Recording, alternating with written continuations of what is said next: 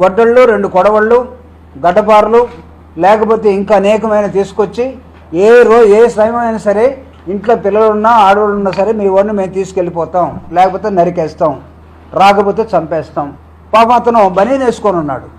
రాత్రుల్లో ట్యాబ్లెట్లు మింగాలట. ఇంకా ఎంఆర్ఐ టెస్ట్కి ఈరోజు వెళ్ళాలి. అంతకుముందు గొంతు ఆపరేషన్ చేయించుకున్నాడు. ఈజ్ ఎ పేషెంటే కాదు, సరెండర్ అయిపోయినటువంటి ఒక రైటర్ అతను. నా మాటల్లో చెప్పాలంటే ఇవన్నీ కొన్ని తట్టుకోలేక సరెండర్ అయిపోయాడు. సరెండర్ అయిపోయిన వ్యక్తిని కూడా రెడ్ బుక్లో రాసుకున్నామని చెప్పి ఎడిపోతున్నారు. మీరు భయభ్రాంతులకు గురి చేస్తే ఆగుతుందా ప్రజాస్వామ్యం?